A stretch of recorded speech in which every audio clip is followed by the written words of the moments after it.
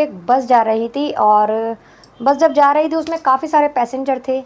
उसके बाद वो किसी बस स्टॉप पे रुकती है और एक आदमी उसमें चढ़ता है दिल्ली जाने के लिए। जब वो चढ़ता है तो उसमें जो कंडक्टर होती है वो एक लेडीज़ होती है। बारी-बारी वो टिकट काटती है सबका। और जब उस लड़के के पास वो आती है तो उसे देखकर चौंक जाती है एकदम। वो लड़का भी उसे देखकर चौंक जाता है, लेकिन उस वक्त वो उससे कुछ नहीं कहती। और जब सबकी टिकट काट लेती है तो अपनी सीट पर जब जाती है वो बैठने के लिए, तो वहीं एक आदमी बैठा होता है तो उसको बोलती है कि प्लीज़ आप पीछे जाकर बैठ जाइए। तो वो आदमी उठकर पीछे चला जाता है और वो उसी लड़के को इशारा करती है और उसे वहीं अपने पास बुला लेती है और खुद भी बैठ जाती है।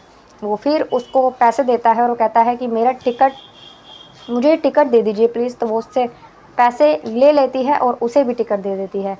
तो वो उसको बोलती है कि अब बताइए आप कैसे हैं, कैसे नहीं हैं, आपने क्या हाल बना रखा है आपका, और आप घर वाले कैसे हैं, सब उससे बातचीत करती है। वो कहता है कि मैं ठीक हूँ, जैसा हाल देख रही हो मैं वैसा ही हूँ, बस छोटी मोटी नौकरी कर रहा हूँ और दिल्ली जा रहा हूँ। भैया ने बुलाया है, भैया जहाँ काम करते हैं उन्होंने कहा है कि यहाँ एक अच्छी नौकरी है तेरे लिए, तू आ जा। क्योंकि जो वो लड़का था वो कोई और नहीं था, शराब इतनी पीता था वो कि शराब का इतना आदी हो चुका था, अपनी पत्नी से मारपीट किया करता था। इसीलिए उसने अपनी पत्नी को भी छोड़ दिया था। उसकी पत्नी के मायके वाले उसे अपने साथ ले जाते हैं और वो अपनी पत्नी से अलग हो जाता है। जो वो उसकी हालत थी इस वक्त बहुत ही बुरी हालत में था, क्योंकि उसका जैसे कि वो अपना ध्यान ही नहीं धरता था बिल्कुल भी। तो वीडियो में आगे बढ़ने से पहले प्लीज़ अगर वीडियो अच्छी लगे तो वीडियो को लाइक कर दीजिए और चैनल को भी सब्सक्राइब कर दीजिए अगर आप चैनल पर नए हैं। तो मैं गीता गुप्ता, स्वागत है आप लोगों का मेरी आज की एक नई सच्ची कहानी में। जय माता दी। तो ये घटना लखनऊ की है। वहाँ जब वो पास बैठ जाते हैं तो वो उससे बातचीत करना शुरू कर देती है कि आप, मैंने आपको कितना समझाया कि आप मत पिया कीजिए, इतनी इतनी पीने लग गए हैं। लड़की का नाम स्वाति होता है और जो लड़का होता है उसका नाम रमेश होता है। तो वो उसको कहता है कि मैं ही पागल था जो तुम्हारी बात नहीं मानी, और आज देख लो मेरी क्या हालत हो गई है। कोई ध्यान नहीं देता मेरे ऊपर, अब तो मुझसे बात भी नहीं करता कोई। भैया का फ़ोन आया है दिल्ली से, मैं वहाँ जा रहा हूँ, वहाँ अगर कोई नौकरी मिल गई तो वहाँ करने लगूँगा नौकरी। तो वो उसको कहती है कि आपने शादी नहीं की? तो वो कहता है कि नहीं, मैंने शादी नहीं की और ना ही मेरा कोई इरादा है शादी करने का।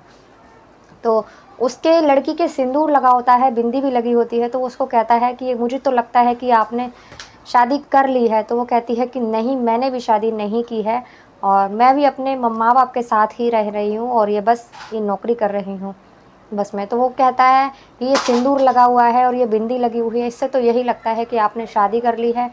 तो वो कहती है कि नहीं, मैंने शादी नहीं की है, ये सुहाग की निशानी है और ये सब एकदम नहीं मिटाते हैं, इसीलिए मैं सिंदूर भी आपके नाम का ही लगाती हूँ अभी।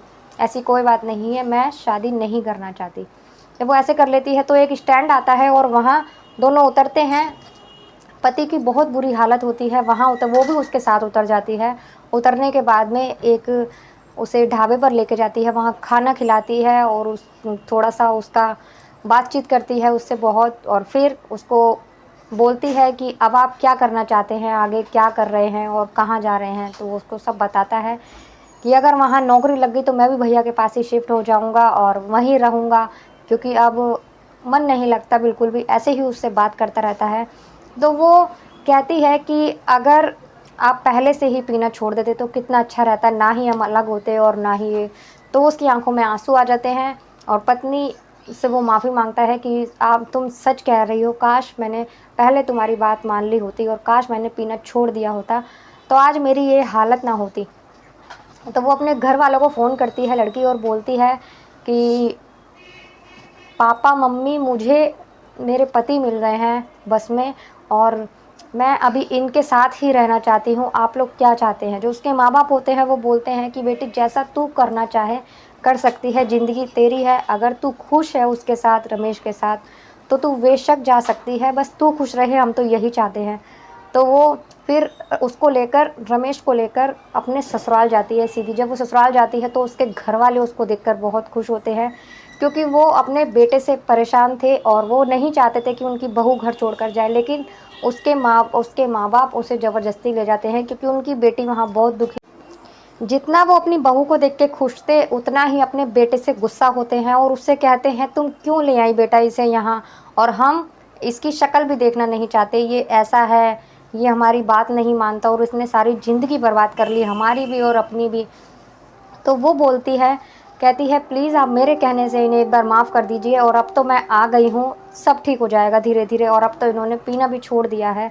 तो उसकी बात सुनकर उसके घर वाले अपने बेटे को माफ़ कर देते हैं और एक बार फिर से अपनी बहू को अपनाते हैं, स्वागत करते हैं अपनी बहू का, और फिर से राजी खुशी से सब साथ रहने लगते हैं। अब उसने शराब पीना बिल्कुल भी छोड़ दिया था, तो वो अब खुशी से रहता है अपनी पत्नी के साथ, बहुत प्यार करने लगता है अपनी पत्नी से, और वहीं उसकी नौकरी लग जाती है, जो उसका भाई जहाँ काम करता था वहीं पे उसकी नौकरी लग जाती है। अब बहुत अच्छे से पूरा परिवार एक साथ रहने लगता है। तो कैसी लगी आपको ये कहानी? अगर अच्छी लगी तो प्लीज़ कमेंट कर बताना। मिलते हैं अगली किसी वीडियो में एक नई कहानी के साथ, तब तक के लिए नमस्कार।